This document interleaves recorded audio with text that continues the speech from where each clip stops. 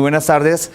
Muchísimas gracias por la invitación que realizaban las directivas de la facultad, de los programas académicos, en poder participar y poder compartir con cada uno de ustedes un poco de esa experiencia académica que a lo largo de muchos años ha permitido estar en diferentes escenarios académicos y adicionalmente se ha podido reflejar esa participación académica en diferentes literaturas. Literaturas que algunos de ustedes ya han manejado en semestres anteriores, el libro de matemática financiera, del cual soy coautor.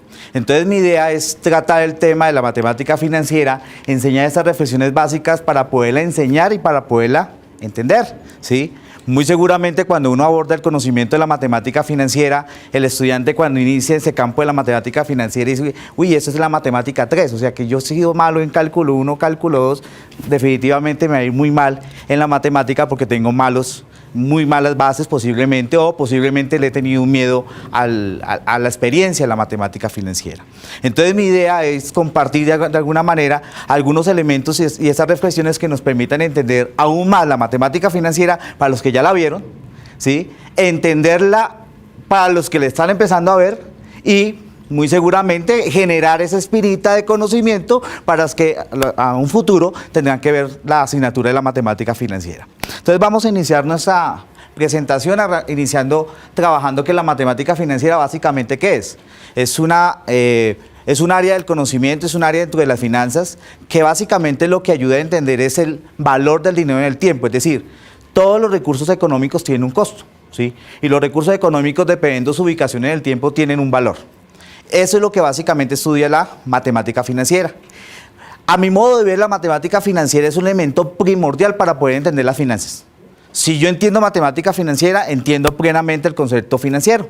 ¿Por qué? Porque en el concepto financiero yo tengo que analizar ese escenario que ya está planteado como el valor del dinero en el tiempo, porque cada recurso tiene un costo. Sabemos que los recursos económicos pueden llegar a incrementarse en la medida de diferentes factores como el riesgo, la inflación, la oportunidad, etcétera, etcétera. Entonces, ¿qué es lo que nos sucede en el tema de la matemática financiera cuando la empezamos a enseñar? Y es que como docente nos encontramos con una de las barreras y es esta presentación que tengo acá. Y es que inicialmente, cuando se habla de matemática financiera, no estamos hablando formalmente de matemática. Estamos hablando desde un concepto financiero. El concepto financiero sobre el cual gira la matemática financiera es valor del dinero en el tiempo, ¿sí? Eso es lo que nosotros debemos enseñar como profesores de matemática financiera en los cursos regulares de esta asignatura. Pero ¿qué sucede? Nos encontramos con un inconveniente y es que para poder entender o aplicar el concepto de valor del dinero en el tiempo, tengo señalizador acá, no. Cuando empezamos a explicar ese concepto, necesitamos tener unos conocimientos previos. ¿Un conocimiento previo cuál es? Ahí lo dice muy claramente, la comprensión de lectura. Y resulta que cuando empezamos a trabajar nuestra matemática financiera, al no tener muy buenas bases en la comprensión de lectura, pues no sabemos qué nos están dando, no sabemos qué nos están preguntando, pues no sabemos cómo vamos a abordar el campo del conocimiento del análisis de la matemática financiera. Entonces, por eso, uno de los elementos importantes que uno debe siempre tener a la hora de enseñar y aprender la matemática financiera es una muy buena comprensión de lectura. ¿Por qué? Porque esa comprensión de lectura nos va a permitir extraer las variables conocidas, las variables desconocidas e imaginarnos lo que queremos solucionar, es decir, esa operación financiera. Si no tenemos la posibilidad de imaginarnos, es decir, de hacer esa comprensión de lectura, entender la matemática financiera, este ya va a ser nuestro primer gran obstáculo. Posteriormente, ustedes observan acá en negro que dice aplicar el concepto de valor del dinero al tiempo. Pues básicamente eso es lo que hacemos los docentes en matemática financiera, enseñamos el concepto del valor del dinero del tiempo, enseñamos una serie de elementos que integran la asignatura, ¿sí? Pero para poderla llevar a su feliz término necesitamos del apoyo de dos conceptos que uno cree en principio que no serían nada nuevo, pero resulta que nos vamos siempre a tropezar con ellos. Y es que a veces no tenemos muy buenas bases en el manejo de la matemática, ¿sí? Y en la matemática financiera no hablamos de grandes operaciones matemáticas, que usted tiene que ser un matemático experto para comprender la matemática financiera. Con el que usted sepa el primer caso de factorización, con el que usted sepa que lo que está al desplegar, que lo que está sumando pasa al otro lado a restar, que lo que está restando pasa al otro lado a sumar, que lo que está multiplicando pasa al otro lado a dividir, que lo que está dividiendo pasa al otro lado a multiplicar, créanme que van a tener todos los conceptos para poder realizar o aprender adecuadamente el concepto de la matemática financiera. Pero, ¿qué nos damos cuenta en los salones de clase cuando recibimos y nos enfrentamos con nuestros estudiantes? Que los estudiantes tienen allí una falla. No sé si esa falla se obedece al miedo que normalmente el estudiante tiene al uso de la matemática, y eso de alguna manera a nosotros como docentes de la asignatura se nos llega a complicar poder impartir adecuadamente. Porque básicamente nuestra responsabilidad, ¿cuál es? El segundo ítem. O sea, nuestra responsabilidad no debe ser enseñarle a leer ni enseñarle a despejar. Pero finalmente resultamos como docentes intentándole enseñar al estudiante a leer, para que entienda lo que se le está pidiendo desarrollar, pero adicionalmente se le está enseñando también a despejar cuando el curso no debe dar para esa circunstancia. Y en tercera medida es el uso de la calculadora. Porque después de que el estudiante ya ha realizado o planteado una determinada ecuación en el tema de la matemática financiera, porque todo lo que está en la matemática financiera se establece en una ecuación que gira en torno al concepto de valor del dinero en el tiempo. Entonces, cuando el estudiante procede a despejar, ¿a qué nos enfrentamos? Que es que el estudiante no sabe utilizar la calculadora, ¿sí? Y al no saber utilizar adecuadamente la calculadora, pues los resultados, ¿sí?, no le van a dar adecuadamente. Inclusive, posiblemente les ha pasado a ustedes, el estudiante suma en su calculadora 2 más 2 y le da 5. Y uno no entiende cómo le da 5, pero el estudiante va y le demuestra a mí, profe, me está dando 5, ¿sí? Es decir, existen unas bases inadecuadas en el uso de esa tecnología que nos ha permitido en el manejo de la matemática financiera poder avanzar y afianzar el concepto. Ustedes se imaginan hace unos 20 años o 30 años cuando se enseñaba la matemática financiera, las calculadoras que ustedes hoy tienen, que para mí son unos supercomputadores, no tenían todas las características de lo que hoy ustedes manejan, ¿sí? Anteriormente la matemática financiera se manejaba con algo que se llamaban tablas de interés compuesto. Es decir, eran unas tablas que al final de los documentos de los libros permitían que el estudiante llegara a encontrar unos determinados factores y a partir de esos factores pudiera llegar a multiplicar para encontrar unas determinadas cantidades en valor presente, valor futuro, tasa de interés y tiempo, ¿sí? Hoy ustedes tienen unas calculadoras que les permiten incorporar más de 10 dígitos, cuestión que hace 12 años no se permitía en las calculadoras. Usted solamente podía hacer 10 dígitos y para de contar, no podía abrir paréntesis.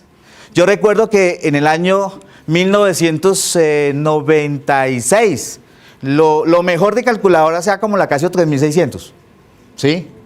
La Casio 4000 tenía una gran ventaja, usted podía abrir paréntesis y podía incorporar un gran número de operaciones, pero el costo para poder acceder a ella era muy elevado, o sea, no todos podían llegar a acceder. Hoy ustedes tienen unos computadores, unas calculadoras que permiten hacer muchas cosas que ustedes finalmente no le han sacado el provecho. Y no le han sacado el provecho, ¿por qué?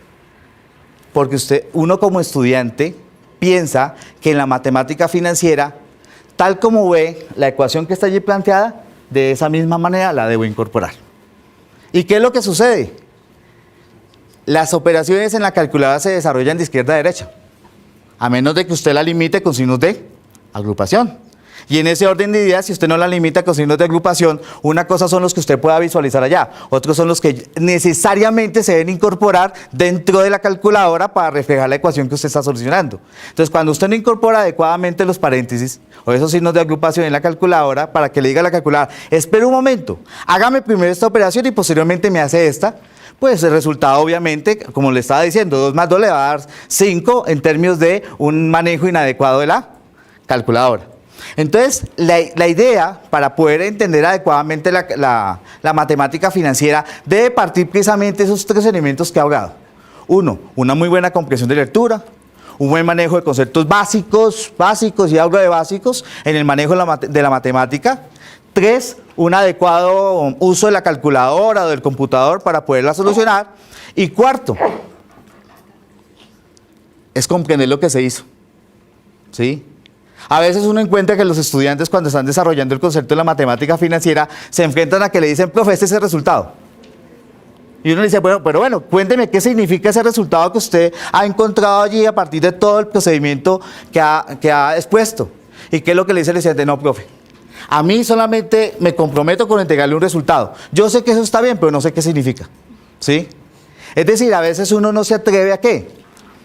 El mismo enunciado, como comprensión de lectura, le va a permitir ¿qué? Explicar lo que usted hizo, ¿sí? Es decir, que usted se le dio un determinado valor, la explicación dónde está, lo que le dio origen a que usted realizara toda esta serie de procedimientos. Entonces, con estos elementos de entrada con relación al manejo, digamos, de la enseñanza en la matemática financiera, voy a entrar a hablar del concepto de valor del dinero en el tiempo. Entonces, cuando nosotros estamos trabajando ese concepto de valor del dinero en el tiempo, básicamente estamos hablando del concepto de equivalencia de cantidades, ¿sí? En ese concepto de equivalencia de cantidades, nosotros, ¿qué estamos asumiendo? Que a pesar de que dos cantidades se encuentren ubicadas en diferente parte del tiempo, las dos pueden ser equivalentes gracias a un concepto que allí está señalizado, al concepto de interés, ¿sí? Ese concepto de interés que allí se está presentando, uno lo puede resumir, que es lo que permite que dos cantidades económicamente ubicadas en diferente parte del tiempo sean económicamente iguales, ¿sí? Económicamente iguales. Cuando uno analiza el concepto de interés, uno dice que el concepto de interés es una relación directa entre capital inicial, la tasa de interés y los que llevan matemática financiera, y el tiempo, ¿cierto? O sea que básicamente lo que uno diría que lo que permite que dos cantidades sean equivalentes en el tiempo es el concepto de la tasa de interés. O sea, si no existiera tasa de interés, miremoslo por ese lado, si no existiera tasa de interés, ¿usted qué diría? 100 de hoy son iguales a 100 del futuro, si no existiera la tasa de interés. Sí, que gracias a la tasa de interés y a la combinación de los factores tiempo y recurso económico, uno puede lograr ¿qué? Que exista un concepto de interés y ese concepto de interés me va a permitir lograr lo que llamamos acá cantidades equivalentes. Esas cantidades equivalentes es lo que nosotros llamamos, lo que en la matemática financiera nosotros estudiamos como el famoso valor del dinero en el tiempo. Acá observamos en esta diapositiva cómo la combinación de esos tres elementos, principal, interés, periodos, me permite el concepto de interés que en algunos libros lo definen como ¿qué? Como la utilidad, la ganancia, el beneficio, el costo por el uso de utilizar los recursos, el costo por que alguien más utilice nuestros recursos económicos y a cambio de eso yo recibo un concepto de ¿qué? De interés. Esos conceptos de interés básicamente es lo que me va a permitir que una cantidad del pasado sea equivalente a una cantidad del futuro. En la matemática financiera y en las finanzas es importante que siempre cuando se esté analizando el concepto de la matemática financiera nunca pierdan de vista ese postulado que está allí, ¿sí? Nunca lo pierdan de vista. ¿Qué me dice ese postulado? Me dice que no se pueden sumar cantidades ubicadas en diferente parte del tiempo. Lo voy a dejar hasta ahí y ya continúo la siguiente parte que sigue ahí. Entonces uno pensaría que en la matemática financiera, de acuerdo a ese principio que he planteado allí, uno diría, la suma no existe. Sí, porque si dice que usted no puede sumar cantidades ubicadas en diferente parte del tiempo, estaría partiendo de un supuesto, es que el signo de sumatoria o la operación de la sumatoria no llegaría a existir al aplicar el concepto de la matemática financiera. Pero resulta que acá lo complemento con algo, sin antes aplicarle un concepto de interés. Concepto de interés que puede ser aplicado bajo el criterio de interés simple o bajo el criterio de interés compuesto, ¿cierto? Básicamente hablando. ¿Cómo se vuelve operativo el manejo de ese concepto de interés dentro de la matemática financiera? Se vuelve operativo gracias a algo que llamamos factor de interés. ¿Qué es básicamente el factor de interés? Es el elemento matemático que incorpora el concepto de valor del dinero del tiempo y me permite que cantidades del pasado sean equivalentes a cantidades del futuro, ¿sí? Eso es lo que me permite. Si yo tuviera la oportunidad de devolverme en el pasado cuando estaba viendo en primero de primaria la suma, ¿sí? El profesor en primero de primaria posiblemente me va a enseñar los elementos importantes de la suma. Me va a decir, mire, 2 más 2 es igual a 4, ¿cierto? 5 más 5 me es igual a 10. O sea, me está enseñando ¿qué? A sumar. Me gustaría devolverme unos pocos años atrás para llegar a ese escenario nuevamente de compartir una experiencia en ese curso y que el profesor me dijera, Juan Manuel, sume 5 millones más 8 millones más 10 millones. Y yo diría, profesor, tengo una pregunta. ¿Dónde están ubicados esos recursos económicos? Pues obviamente el profesor de matemáticas me va a decir allá, oiga, pero ¿cómo así? Si usted suma 5 más 8 más 10, ¿me da cuánto? 23 millones de pesos. Y yo digo, no son 23 millones de pesos, profesor. Y él me va a decir, ¿por qué no son 23 millones de pesos? No son 23 millones de pesos porque si usted me muestra esa gráfica, cada una de estas cantidades económicas están ubicadas ¿en qué? En diferente parte del tiempo. Y al estar ubicadas en diferente parte del tiempo, tienen un costo diferente. Un costo diferente que me tocaría analizarlo para poder tomar una decisión a la luz de aplicar la herramienta de la matemática financiera. Entonces, mire cómo es de importante el manejo de la matemática financiera, ¿sí? Por eso, cuando ustedes han visto, algunos que ya han visto la asignatura, se han dado cuenta que cuando por allá sumaba sus cantidades ubicadas en diferentes partes del tiempo, el profesor le decía, ¿eso está qué? Mal, ¿sí? Porque ustedes conoció ¿qué? El concepto de la matemática financiera, al sumarlas de manera literal. Si usted las quiere sumar, usted tiene que aplicarle ¿qué? Un concepto de interés. Eso es lo que permite que usted las pueda comparar, que usted las pueda analizar. Y es aquí donde resulta importante el uso de la matemática financiera, porque la matemática financiera ¿qué me permite? Tomar decisiones.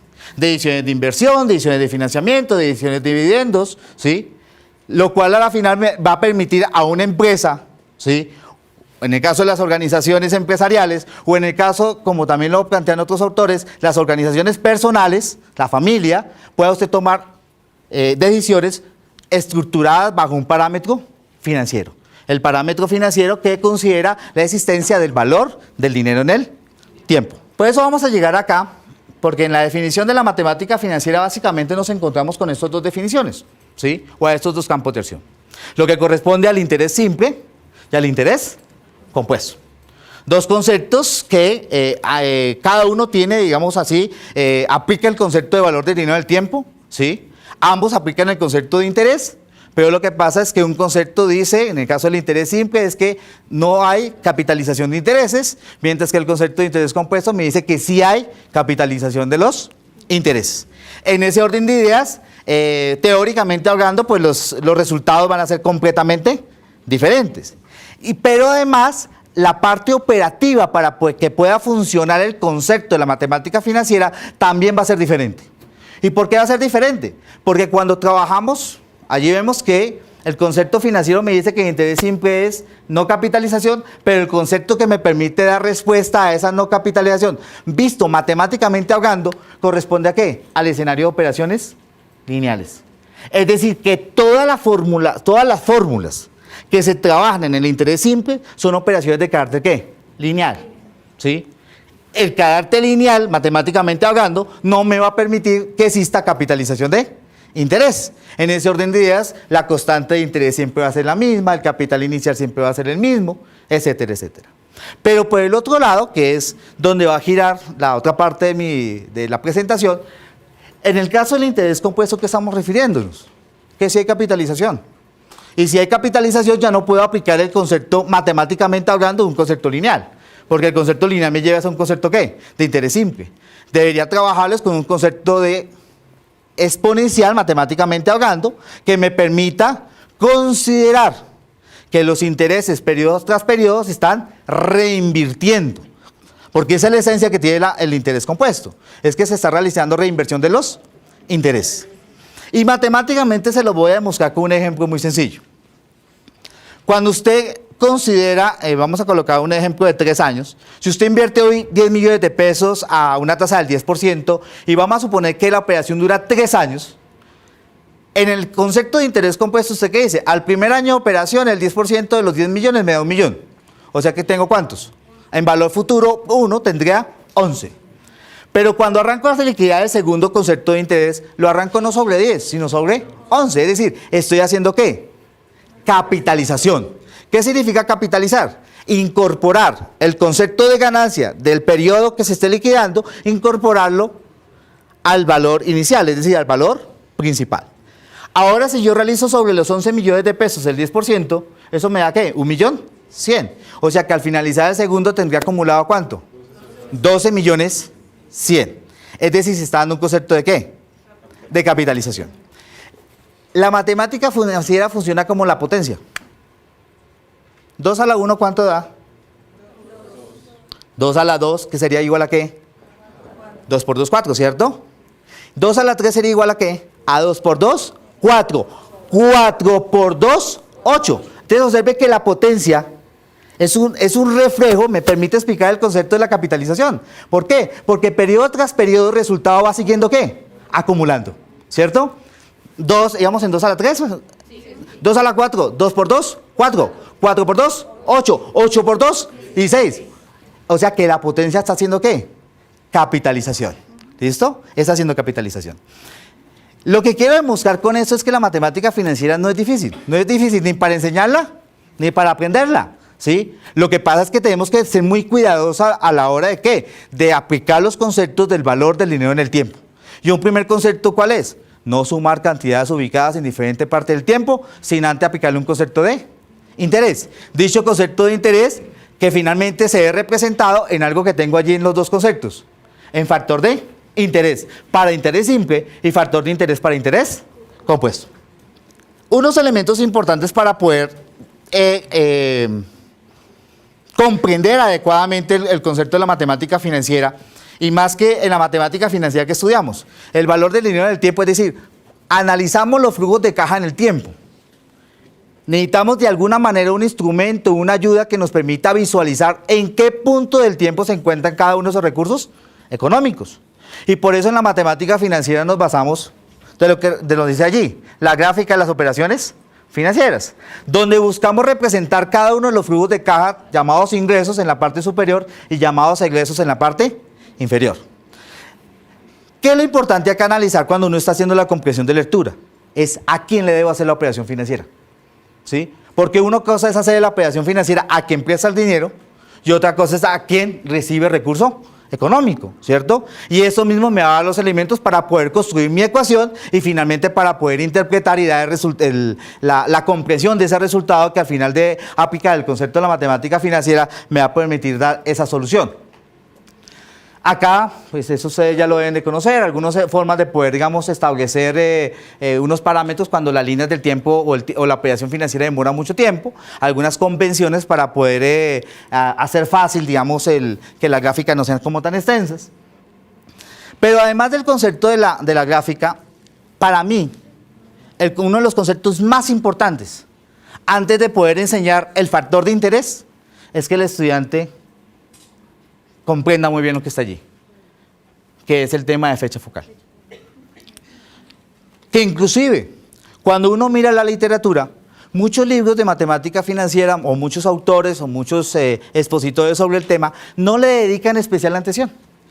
¿Sí? Y que cuando se presenta el tema de la fecha focal solamente se da como un tema más, pero queda completamente aislado del discurso del valor del dinero en el tiempo. Y resulta que el elemento primordial para poder entender ese concepto de valor del dinero en el tiempo es el tema de fecha focal. ¿Por qué? Porque la fecha focal es lo que me va a permitir analizar en un punto específico del tiempo todos los recursos que estoy, tanto ingresos como egresos, ¿sí? Inclusive, cada una de las fórmulas básicas que ustedes están trabajando, que han trabajado o que irán a trabajar en la matemática financiera, están construidas teniendo en cuenta unos determinados flujos de caja, pero sobre todo, tienen en consideración algo que se llama fecha focal. Pero ninguna fórmula en ningún libro le dice, mire, esta fórmula tiene su fecha focal en tal punto. ¿Sí? Tenga presente que acá está la fecha focal. Tenga en cuenta que esta fórmula corresponde a una operación básica. ¿Sí? Y aquí me quiero referir a ese concepto de fórmulas básicas, porque es que cuando uno está trabajando la matemática financiera, uno encuentra que el estudiante se siente más respaldado en la medida que tenga un mayor número de fórmulas. ¿Sí? Entonces, la primera pregunta que le hacen al docente en la matemática financiera es, profe, ¿puedo sacar las fórmulas? ¿Sí han hecho esa pregunta? Sí. Obviamente, ¿cierto? Eso es... ¿Por qué? Porque es que le queda a uno muy difícil poderse aprender toda esa fórmula, ¿cierto? Bueno. Ahorita les voy a comentar el por qué uno no debería hacer eso, ¿sí?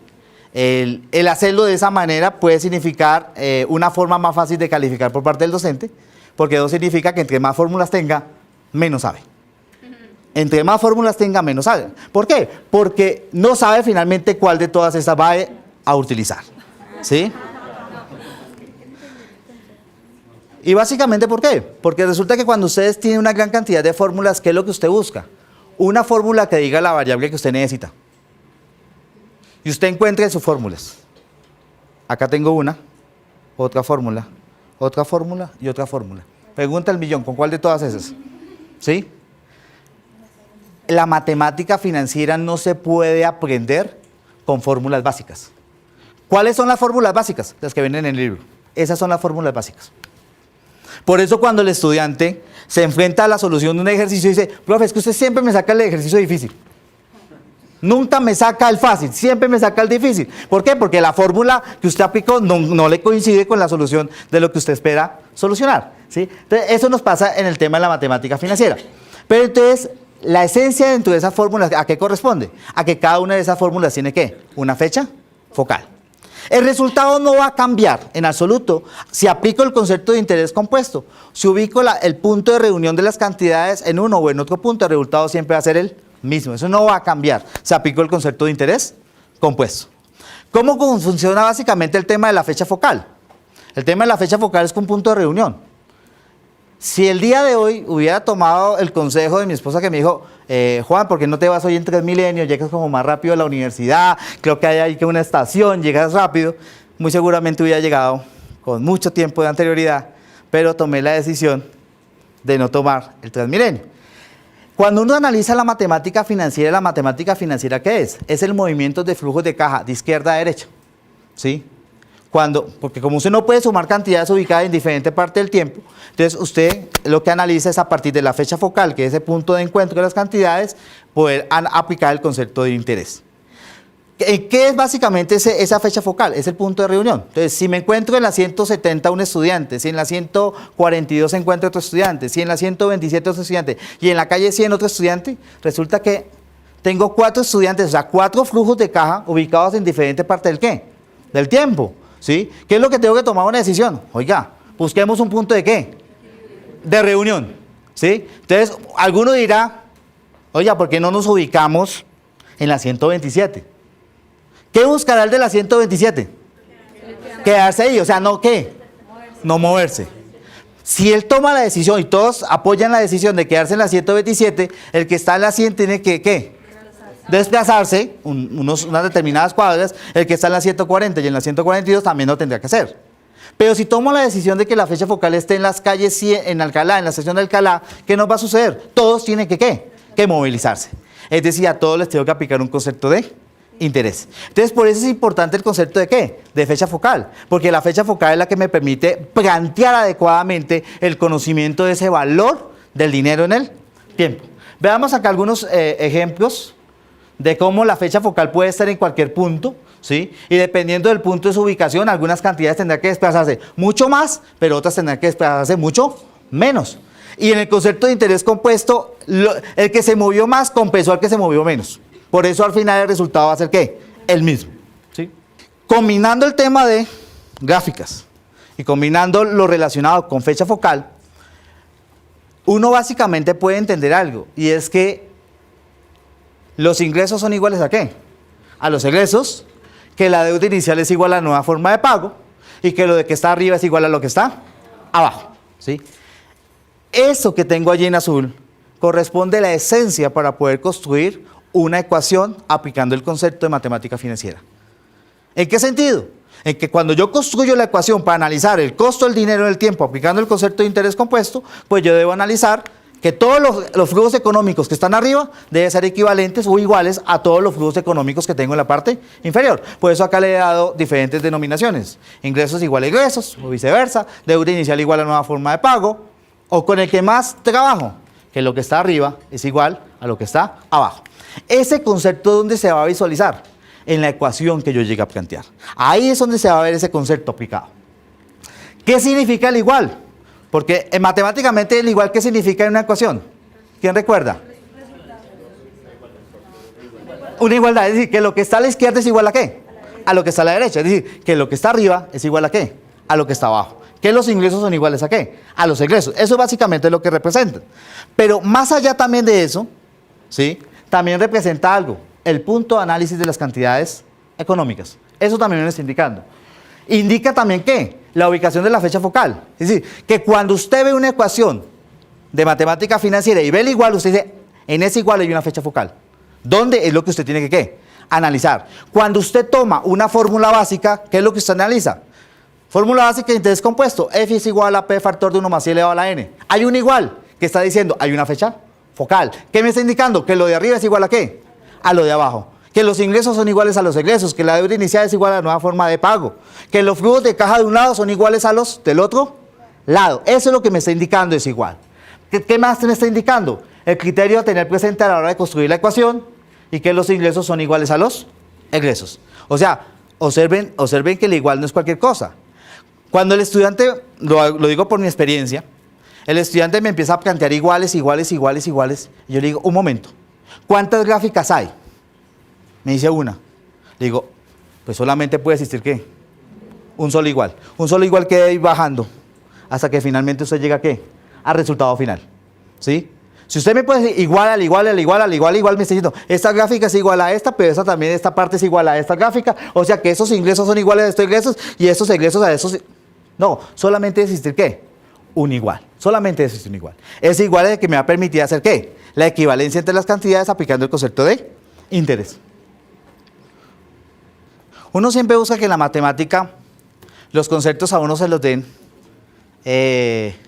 expresados fácilmente, ¿sí? Entonces, uy, esa es la fórmula que yo necesito, ese es el concepto que yo necesito. Yo acá en esta diapositiva he llegado a integrar el concepto de la matemática financiera, lo he integrado en 3 conceptos importantes y esos 3 conceptos importantes finalmente me van a dar la conceptualización de fórmulas. Pero ¿fórmulas qué? Básicas. Fórmulas básicas que a la hora de entender la matemática financiera son muy importantes. En la matemática financiera existen unas fórmulas básicas, unas fórmulas de anualidad y unas fórmulas de gradientes. ¿De dónde surgen esas fórmulas? De que existe un flujo de caja independiente, para el caso de fórmulas básicas, de que existe un flujo de caja que representa una serie de pagos uniformes, en el caso de fórmulas de anualidades, y en el caso de flujos de caja variables existen unas fórmulas que se denominan fórmulas de gradientes. Esas fórmulas son fórmulas básicas. Por sí solas, esas fórmulas no solucionan nada, ¿sí? Y por eso a lo que yo decía minutos atrás. El estudiante hace la pregunta del millón. Profe, ¿puedo sacar las fórmulas? ¿Cuántas fórmulas puedo sacar? ¿Sí? Yo a mi estudiante le digo, puede sacar todas las que quiera. Todas. ¿Sí? Todas las que más pueda. Resulta que cada una de estas fórmulas, la esencia de su construcción, ¿cuál fue? Una gráfica. La esencia de su construcción, ¿qué fue? Una fecha focal. O sea, la combinación de esas dos cosas da origen a esas fórmulas. ¿Qué es lo que sucede? Las realidades que ustedes a veces tienen que solucionar no coinciden con la realidad que dio origen a esas fórmulas. Entonces, cuando usted aplica el valor presente de una determinada fórmula y a usted le piden encontrar el valor presente, cuando las dos gráficas, la que dio origen a las fórmulas y la que da origen a lo que usted quiere solucionar, no coinciden, no son idénticas, ¿qué pasa? Pues el resultado no le va a coincidir con la respuesta del profesor. ¿Sí? Y usted dice, profe, ¿pero por qué? Si apliqué la misma fórmula que apliqué en la clase, donde también usted me pedía encontrar el mismo concepto, ¿por qué no me está dando? ¿Y es por qué? Porque las dos gráficas son completamente diferentes. O sea, acá son planteamientos básicos. La realidad, cuando uno enseña la matemática financiera, uno debe enseñar para qué debe utilizar una fórmula, hasta dónde la debe utilizar, por qué la puede utilizar y por qué no la puede utilizar. Y lo otro, ¿dónde le hago los ajustes a las fórmulas básicas? ¿Sí? Para que me permitan dar la solución. Acá, pues tenemos de ese primer, digamos, concepto de flujos independientes, tenemos una serie de fórmulas donde encontramos la fórmula que les presentaba inicialmente, que es la fórmula básica de interés compuesto. ¿Sí? Si se dan cuenta, matemáticamente es una operación exponencial. ¿Sí? Matemáticamente hablando. Donde le dice que el valor futuro, es decir, lo que usted acumulará, va a depender de qué, de lo que invierta. Dado la tasa de interés y dado el tiempo que dure la operación financiera. A partir de esa fórmula, usted puede llegar a despejar todas las variables que están acá. ¿Sí? Y observen acá algo. De acuerdo a la forma como yo quise despejar, pueden aparecer una infinidad de ¿qué? De fórmulas. Que arrojan finalmente ¿qué? Los mismos resultados. Pero el estudiante se siente más respaldado si tiene ¿qué? Todas esas. ¿Sí? Entre más tenga, mucho mejor. ¿Sí? La forma de aprender la matemática financiera aplicando el concepto de interés compuesto no debe ser esta. Esta no debe ser. O sea, mi discurso en la matemática financiera critica, creo que ya se están dando cuenta, del uso o de la aparición o el manejo o la enseñanza de fórmulas básicas. Porque las fórmulas básicas ya tienen estructuradas unas gráficas básicas donde me dice que lo de arriba es igual a lo de abajo y donde aparece establecida una fecha focal. Entonces, la manera de ver la matemática financiera no es por este lado, ¿sí? Ese es un concepto limitante. La forma de enseñar la matemática financiera debe ser esta. Con estos dos planteamientos yo puedo solucionar cualquier ejercicio donde aplique el concepto de capitalización de intereses, donde aplique el concepto de valor del dinero en el tiempo. No necesita tener todo lo que allí atrás estaba mencionando, solamente necesita trabajar estos dos conceptos. ¿Qué es la matemática financiera? Es mover cantidades de izquierda a derecha y mover cantidades de derecha a izquierda. Cuando usted mueve cantidades de izquierda a derecha es porque parte de un valor presente para encontrar su valor, ¿qué? Futuro. Y cuando usted se desliza hacia el otro lado es porque parte de un valor futuro para encontrar su valor presente. ¿Con qué lo hace ese movimiento? Pues al igual que las personas cuando nos montamos en el Transmilenio, nos tenemos que subir en un articulado, ¿cierto? Para podernos desplazar de un lado al otro, ¿cierto? En el caso de la matemática financiera, ¿ese articulado qué es? Un factor de interés. Un factor de interés que va para el norte, un factor de interés que va para el sur. Así es que funciona la matemática financiera. Cada cantidad económica que usted tenga por fuera de la fecha focal, ¿sí? Requiere ¿qué? Desplazarse hacia el punto de la fecha focal. Entonces es posible encontrar que usted va a encontrar cantidades a la derecha de la fecha focal, lo que va a significar que usted tenga que desplazar hacia la izquierda, y va a encontrar también cantidades hacia la izquierda de la fecha focal, lo que va a significar que las cantidades se desplacen hacia la derecha. Con que en el caso del Transmilenio yo me desplazo en un Transmilenio, ¿cierto? En el caso de la matemática financiera me desplazo con el factor de interés de arriba o con el factor de interés de abajo. Con estos dos elementos me permite entonces llegar a un concepto que he venido trabajando, que se llama el esquema del factor de interés. Ese esquema del factor de interés, como lo decía anteriormente, llega a suplir, a quitar esas fórmulas básicas que a veces nosotros siempre recurrimos como estudiantes buscando la solución de la problemática que nos están colocando. Entonces, miremoslo acá. ¿Se acuerdan el caso del señor del Transmilenio que estaba en la 127? El de la reunión.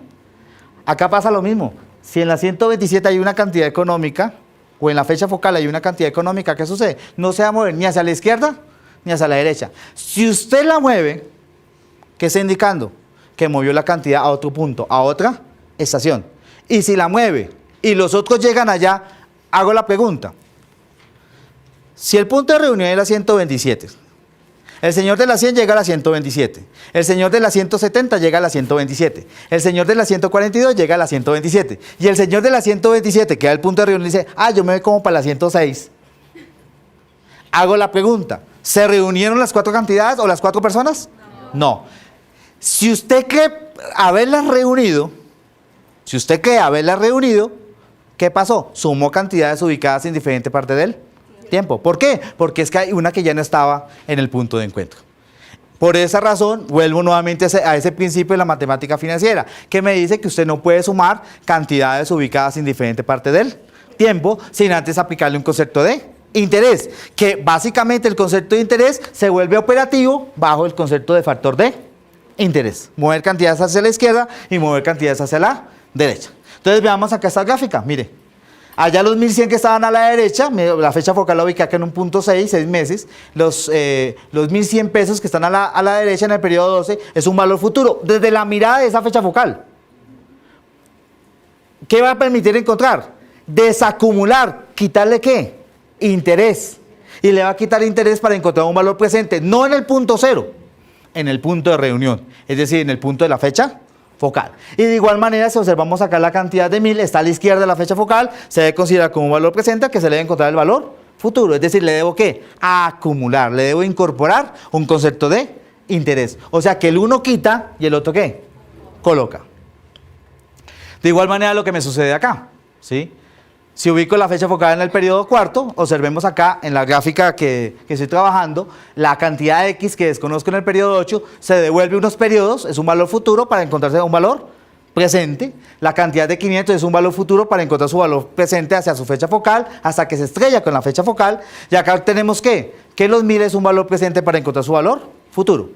¿Qué pasaría si yo llego a cambiar la fecha focal? El resultado no cambia, pero cambia la ecuación. O sea, cambia lo que visualmente uno está viendo, ¿sí? Entonces acá es un consejo para cuando uno de estudiante quiere comparar sus resultados con el compañero al lado en las evaluaciones, ¿sí? Entonces usted empieza a mirar como al compañero al lado y dice, oiga, pero yo tengo una ecuación de esa naturaleza y el compañero tiene una ecuación diferente a la mía. ¿Por qué? Porque muy seguramente el uno tomó una fecha focal y el otro tomó ¿qué? Otra fecha focal. Al final los resultados son iguales, pero visualmente hablando son ¿qué? Diferentes. Visualmente hablando son diferentes. Entonces, eso es lo que nos sucede con el tema de la fecha focal, ¿sí? Observemos acá algo que nos sucedía con la cantidad de X. La cantidad de X es asumida como un valor final al que se le encontraba el valor ¿qué? Presente. Si yo dejo la fecha focal en el periodo 12, ya automáticamente cambia toda la estructura y ya X no es un valor final, sino un valor ¿qué? Presente al que se le debe encontrar un valor ¿qué? Final. Entonces, por eso es importante unir esos dos conceptos de gráfica, de flujo de caja, con el de tema de fecha focal. Ahora entonces voy a utilizar esta ayuda que había solicitado para poderles demostrar que estas fórmulas que están allí planteadas, que son fórmulas básicas, para mi modo de ver, no son tan importantes y que por el contrario van a representar más una dificultad para poder abordar el conocimiento de la matemática financiera. Muchas gracias, profe. Allí dice que el valor futuro es igual a ¿qué? Al valor presente, factor de 1 más y elevado a ¿qué? A la n. Ya he enunciado que la matemática financiera es un juego de mover cantidades de izquierda a derecha o de derecha a izquierda aplicando un concepto de ¿qué? De interés. He explicado hasta el momento que cuando uno está trabajando en la matemática financiera, uno se debe apoyar de una gráfica del tiempo y de una fecha focal. Aquí por ningún lado dice cuál es mi gráfica, ni por ningún lado me dice cuál es la fecha focal, ¿sí? El tomar esta fórmula es como coger algo a ciegas. Voy y cojo algo. Pueda que esté de buenas y de pronto cogí lo que necesitaba, ¿sí? Pero dejarle tanto a la suerte no creo que sea bueno más en el proceso académico, ¿sí? Entonces voy a demostrarle que esta fórmula tiene sus limitantes. Yo ahorita les decía que el igual significaba ¿qué? El punto de encuentro, pero también significaba ¿qué? La ubicación de la fecha focal. Básicamente acá puede estar diciendo que lo que está arriba sea igual a ¿qué? A lo que está ¿qué? Abajo. Que los ingresos sean iguales a los egresos. Acá como no tengo enunciado, pues no sé si F es un ingreso o P es un ingreso. Acá no conozco eso, debo tomar acá una decisión. ¿Cuántas cantidades económicas o variables económicas se observan antes del igual? Una, representada por una variable que se llama económicamente valor futuro. Listo. Hago la pregunta.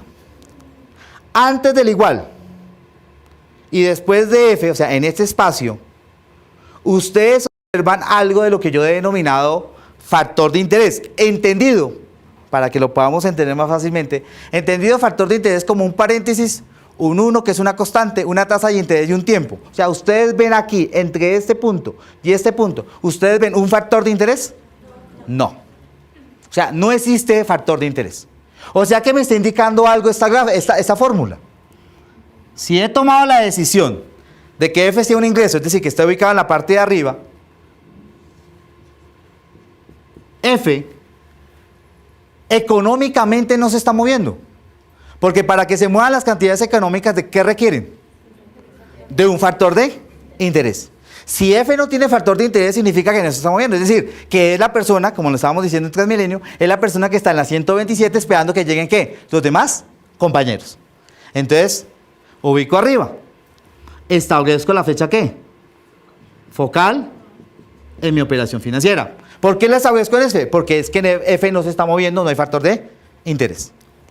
Hago la otra pregunta. ¿Existe después de F y antes del igual, existe un signo de sumatoria? Si no existe un signo de sumatoria, lo que acá estoy diciendo es que no hay más cantidades económicas que necesiten ser llevadas a donde está la fecha focal y que acompañen a F.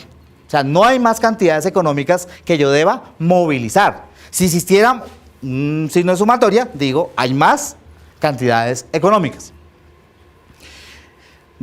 Viendo este reflejo de lo que estoy diciendo que arriba es igual a lo que está abajo y paso al otro lado al igual, entonces partiría a analizar todo lo que está acá en la parte inferior. La variable P, acá cuántos signos de sumatoria por fuera, ojo, por fuera del factor de interés existen, por fuera del factor de interés. Ninguno, o sea, me está indicando algo más. No hay más cantidades, sino solamente ¿qué? Una equivalente a la anterior. Esa cantidad es un valor, es representada acá por una variable P, que es un valor presente. ¿Esta variable está acompañada de un factor de interés? Sí. Entonces, ¿qué me está diciendo? Esa cantidad no puede estar ¿dónde? En la fecha focal. No puede estar ubicada allí, porque si tiene factor de interés, ¿está qué? Se está moviendo. Tengo dos posibilidades. O está a la izquierda, o está a la derecha. Esas son las dos posibilidades que me puede dar este análisis. Pero entonces analicemos qué clase de factor de interés tiene. Y para ello, pues entonces para hacer más fácil la cosa, volvamos a nuestro esquema original. El factor de interés que tengo acá dice menos n. O sea que no es una cantidad que esté al futuro para que se devuelva al pasado. El factor de interés dice más n. Sí, dice n. Recordemos que toda cantidad que no exprese su signo es positiva. O sea que es una cantidad que está a la izquierda, o sea, no está a la derecha, pues eso ya descartamos su ubicación a la derecha, porque no es negativo. Entonces está acá a la izquierda. ¿Ubicada en qué punto? En algún punto de la izquierda, donde está ¿qué? P. Y va a permitir moverse ¿hasta dónde? Hasta la fecha focal. No tengo más cantidades. ¿Qué significa? Gráficamente esto ya terminó acá. Es decir, que cuando usted se atreve a trabajar la fórmula básica que F es igual a P de factor de 1 más I elevado a la N, usted está solucionando esta gráfica. Con un solo valor abajo, equivalente a un solo valor arriba, donde la fecha focal está al vencimiento. Es decir, en un determinado tiempo, de acuerdo a una tasa de interés. Si la gráfica que usted tenía que solucionar no era esto, ¿qué significa? Lo que está haciendo desconoce el concepto de valor del dinero en el tiempo. Entonces, por esa razón, mi crítica formal frente a las fórmulas básicas es esta. Uno no puede aprender matemática financiera utilizando ¿qué? Fórmulas básicas, porque las fórmulas básicas están construidas para una determinada situación, tanto de ingresos como de egresos, y adicionalmente en el tema de ubicación de la fecha focal. De igual manera me sucede en el caso de la segunda fórmula. P es igual a F, factor de 1 más I, elevado a la menos N. Gráficamente me pasa lo mismo. Vamos a ubicar que esta variable que está acá, que P está arriba, vamos a suponer que P está arriba. ¿P tiene factor de interés? ¿Qué significa?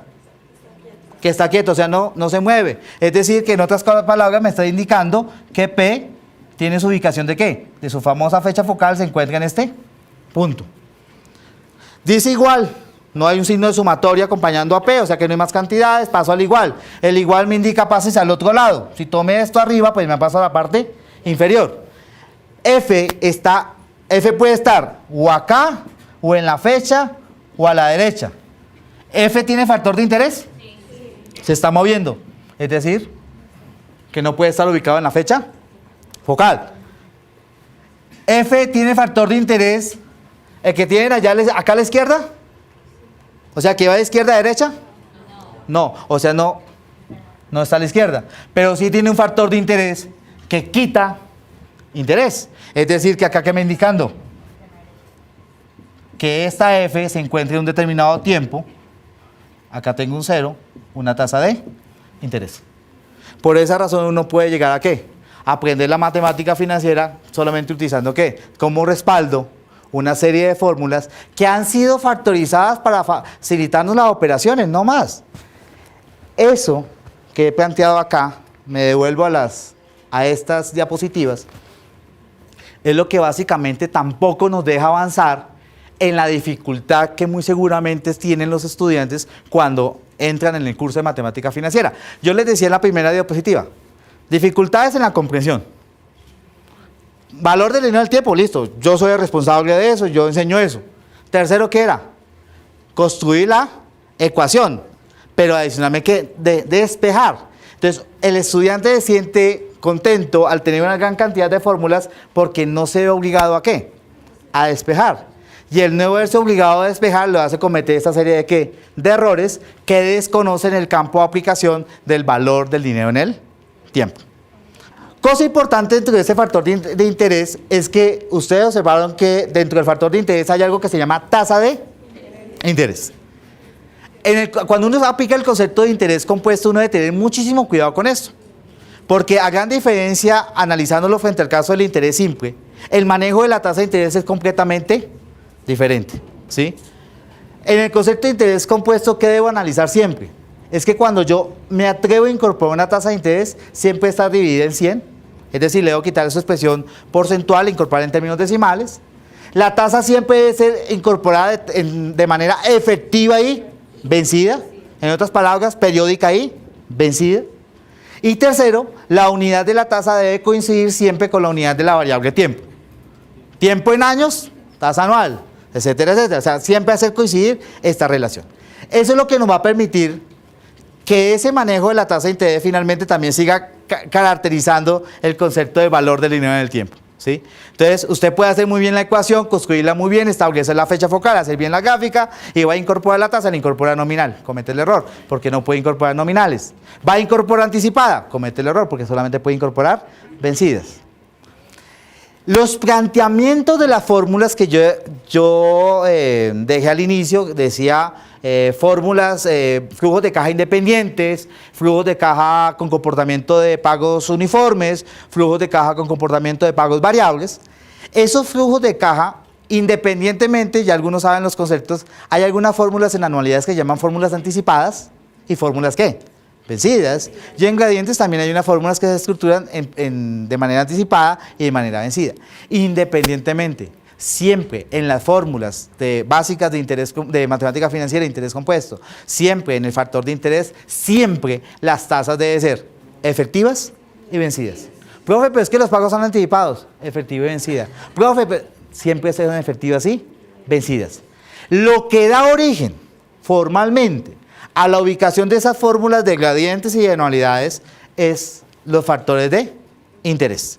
Y si los factores de interés fueron construidos con tasas efectivas y vencidas, pues esos van a quedar también con un ADN llamado efectivo y vencido. Entonces miremos acá qué cosas debo tener en cuenta a la hora de analizar esta tasa de interés. En el concepto de interés compuesto, nosotros debemos de considerar que la tasa de interés siempre tiene tres elementos. Algo que le llamamos tipo, algo que le llamamos unidad y algo que le llamamos condición. Esos tres elementos en mi documento, en mi libro y en las conferencias que yo realizo, siempre les he denominado el famoso TUP, de tipo, de unidad y de condición por sus iniciales. Una de las grandes dificultades cuando uno está abordando el concepto de la matemática financiera es el tema de la tasa de interés. ¿Y por qué el tema de la tasa de interés? Porque frente al concepto que uno venía trabajando en interés simple, uno solamente decía, la tasa es mensual, pare de contar, o sea, la tasa solamente tenía un solo elemento, que era ¿qué? Básicamente su unidad. Y de acuerdo a ello usted multiplicaba o dividía. En el concepto de interés compuesto, ¿qué nos sucede acá? Es que la tasa está integrada por un tipo, por una unidad y por una condición.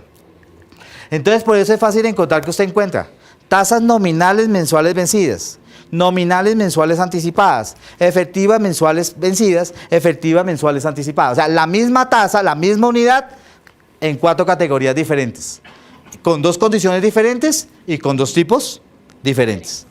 En ese orden de ideas, lo primero que uno siempre tiene que analizar es que independientemente de la forma que vaya a utilizar o con la que vaya a trabajar la tasa de interés, hay un procedimiento que acá uno llama conversión o equivalencia de tasas de interés. ¿Qué es lo que busca la conversión o la equivalencia de tasa de interés? Es buscar la tasa que permita encontrar el mismo resultado, es decir, una tasa equivalente, que produzca el mismo resultado a pesar que esté de pronto en otra unidad, ¿sí? Vaya a producir el mismo resultado en una determinada situación financiera. En la realidad que nosotros vivimos, a veces las tasas de interés no están expresadas como uno quisiera encontrarlas. uno le gustaría encontrar que la tasa dice nominal, mensual, vencida. ¿Sí? Uno normalmente lo que encuentra es que la tasa dice 36% anual nominal con capitalizaciones mensuales vencidas. Y usted dice, bueno, y de todo eso, ¿cómo saco el tipo, la unidad y la condición? Porque el no entenderla adecuadamente significa pensar que estoy aquí para llegar acá. ¿Sí? Entonces, no comprender adecuadamente el famoso tipo, unidad y condición me va a llevar a cometer errores en el uso de la matemática financiera. Por eso, lo primero que uno tiene que hacer independientemente del procedimiento de conversión, es llegar a hacer, ¿qué? Que primero ubique la condición de la tasa. O sea, que entre toda esa retahíla que ustedes están planteando, primero ubique la condición de la tasa, posteriormente ubique la unidad de la tasa y por último deje el tipo de tasa de interés. ¿Sí? Esa manera le va a permitir adecuadamente llegar a comprender cuál es la tasa que le están dando y hacia dónde quiere llegar. ¿Sí? El profesor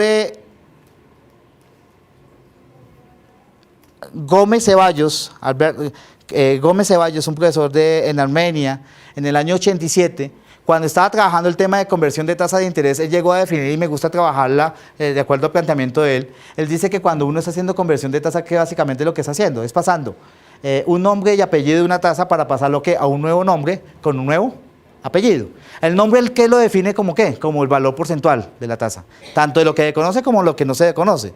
Y el apellido es los famosos 3 elementos que yo trabajo, tipo, unidad y condición. Entonces, cuando uno hace conversión de tasa, lo que uno está haciendo es pasando una tasa con un nombre y apellido determinado para encontrar el nuevo nombre correspondiente a ese nuevo apellido. Acá ustedes observan que dentro del tema de conversión de tasas de interés, acá he planteado tasa conocida y tasa desconocida. Eso me puede dar a entender que básicamente uno no es que desconozca todo lo de la derecha, porque en toda la conversión lo único que uno no conoce ¿qué es? Es el valor porcentual que tomaría de acuerdo a los parámetros de salida y con relación a los parámetros de llegada. Cuando uno está haciendo la conversión de la tasa de interés, me recuerdo por allá yo en mis años, cuando estaba haciendo la universidad, básicamente solamente se enseñaba un procedimiento para hacer conversión de tasas de interés, solamente uno. Ese procedimiento yo lo denominé en mi libro, en mi documento, lo denominé con planteamientos matemáticos. Es una serie de fórmulas impresionantes. ¿Sí? Y con eso básicamente ustedes les enseñaban matemática financiera en el tema de conversión de tasa de interés. Eso me llevó a analizar y buscar como la mejor manera de poder encontrar un procedimiento que me permita realizar esa conversión de tasa de interés para pasarla de un lado al otro. ¿Sí? Y eso me llevó a plantear el esquema que tengo acá. ¿Por qué? Porque el esquema que tengo acá, siguiendo con el mismo parámetro de crítica hacia las fórmulas, formalmente allí, pues si hay un igual, uno diría, pues allá hay una fórmula. Pero si ustedes se dan cuenta, son espacios en blanco. Son espacios en blanco que tomarían su lugar de acuerdo a los parámetros que tiene de tasa de salida y de acuerdo a los parámetros que tiene de tasa de llegada. ¿Sí? Entonces, por eso, frente a esa crítica que yo he venido haciendo frente a las fórmulas de que el estudiante se encasilla en buscar cuál fórmula es la que me permite la solución, se generó este modelo que nos permite realizar una conversión de tasas a partir de elementos básicos de la tasa. ¿Elementos como qué? El tipo, la unidad y la condición. ¿Sí? A partir de ellos, pues se llenan 4 preguntas a la izquierda y a partir de ellos se llenan 4 preguntas a la derecha. ¿Por qué surge este procedimiento? Y vuelvo nuevamente con el procedimiento matemático. Cuando uno le enseñaba matemática financiera, uno tenía una gran lista de fórmulas. Uno no sabía realmente para qué servían eso. O sea, uno nuevamente, yo me ubico como estudiante, uno era como el estudiante que en el cuarto oscuro metía la mano y buscaba una fórmula.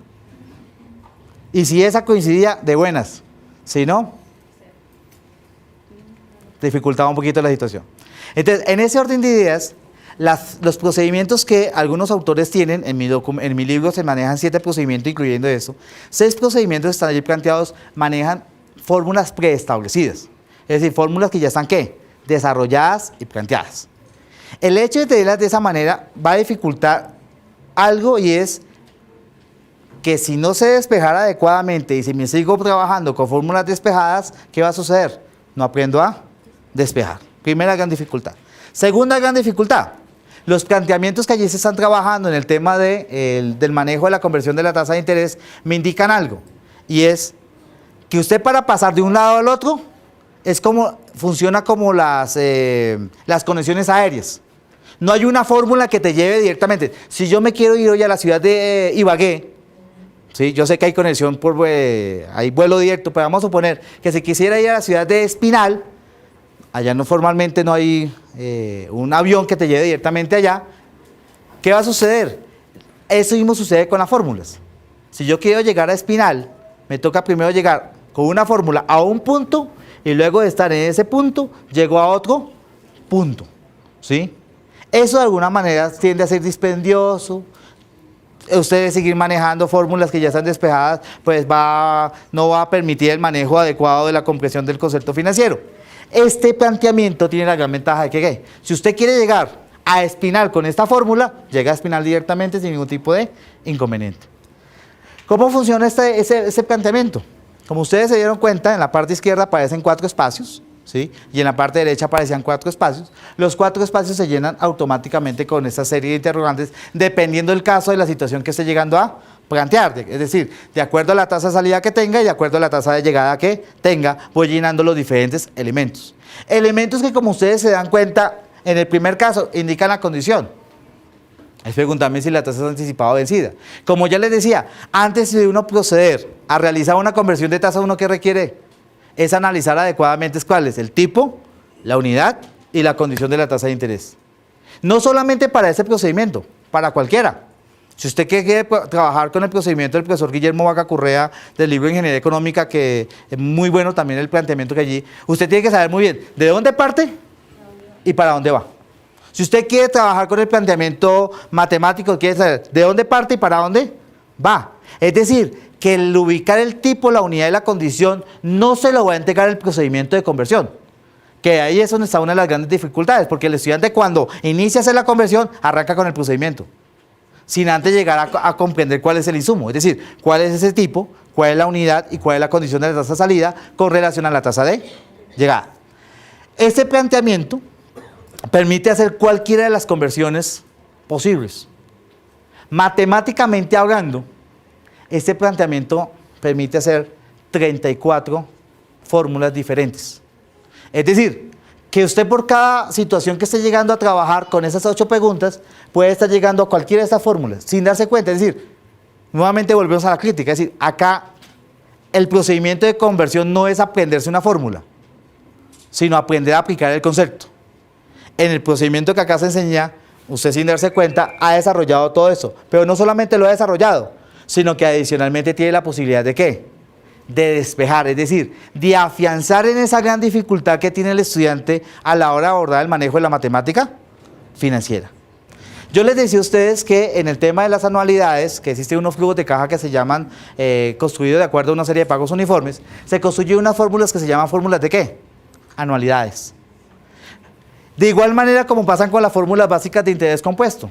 El estudiante cuando llega a esa temática que se siente más seguro si tiene todas las fórmulas, ¿cierto? O sea que si tengo esta y otras más despejadas, pues me siento más seguro para poder abordar el conocimiento. Resulta que esas fórmulas que están planteadas allí son postulados básicos. Es decir, son construidos de acuerdo a un planteamiento básico y de acuerdo a ese planteamiento básico, aplicando el concepto de factor de interés, han sido construidas estas fórmulas. Como podemos apreciar en la gráfica que tengo a la derecha de cada una de estas fórmulas. Si usted observa, mire, dice allá, en el punto 0 dice valor presente vencida. ¿Qué me está indicando esto? Que si usted decide aplicar la fórmula de valor presente vencida, la plata le queda allá. La fórmula por sí sola no le soluciona nada. En el tema de anualidades, cuando usted se atreve a utilizar una fórmula llamada anualidades, es porque usted tiene pagos iguales, realizados periódicamente, donde aplica la misma tasa de interés, donde los resultados se van o a la izquierda o a la derecha, y lo que se mueve es un conjunto de condiciones iguales, pagos, periodos y tasa aplicada en la operación financiera. Cuando usted los mueve, lo que hace la fórmula es mover ese conjunto de cosas, los mueve o hacia la izquierda o hacia la derecha. Eso es lo único que hacen las fórmulas, porque están construidas sobre planteamientos ¿qué? Básicos formalmente. En ese orden de ideas, por eso es esta gráfica que tengo acá planteada me está indicando que si yo decido trabajar la fórmula que dice valor presente vencida, que es la segunda que tengo allí en el esquema, me está indicando que el número de los pagos periódicos con la misma tasa de interés y donde aplique el mismo valor van a quedar un periodo antes del primer pago que esté llegando a consolidar. Que si llego a utilizar la fórmula de valor presente anticipada, que es la cuarta fórmula que tengo aquí, me va a dejar todos los recursos económicos en el primer pago que esté llegando a consolidar, ¿sí? Y así sucesivamente también con el caso de valor futuro y tanto anticipado como vencido. ¿Qué es lo que sucede cuando uno está trabajando la matemática financiera? Que cuando usted le pide encontrar al estudiante el valor presente, el estudiante va a buscar una fórmula que dice ¿qué? Valor presente. Pero desconoce ¿qué? Que esa fórmula ha sido construida a un parámetro especial, teniendo en cuenta ¿qué? Un flujo de caja, una fecha focal y que de acuerdo a ello ha sido construida y factorizada de acuerdo a esos criterios. Esa misma situación es la que también se presenta con las fórmulas básicas de los gradientes, que finalmente es la misma definición, ¿sí? Han sido construidos teniendo en cuenta un flujo de caja, una fecha focal y de acuerdo a ello pues se construyen esos planteamientos. Ya para concluir, digamos, esta intervención, dejaría unos elementos importantes dentro del tema de la matemática financiera. Uno, el leer y comprender adecuadamente ¿qué? El enunciado. Segundo, extraer los datos que nos dan para sacar los datos conocidos y desconocidos en cada una de las variables. Elaborar adecuadamente la gráfica ubicando los ingresos y los egresos. Como cuarto, establecer el punto de fecha focal para nuestro análisis. El quinto es construir una ecuación a partir de factores de interés, ¿sí? A partir de factores de interés aplicando el concepto de interés simple e interés compuesto. Sexto, realizar la conversión de la tasa de interés. Séptimo, hacer coincidir la unidad de aplicación de la tasa de interés con el tiempo. Octavo, realizar la conversión. Noveno, reemplazar los datos en la ecuación. Décimo, desarrollar cálculos. Un décimo, interpretar el resultado. Acá lo importante dentro del concepto de la matemática financiera es no sigan utilizando fórmulas despejadas. Las fórmulas despejadas tienen sus limitantes. El seguirlas trabajando nos va a seguir limitando en el proceso de hacer los despejes y comprender el concepto del valor del dinero en el tiempo.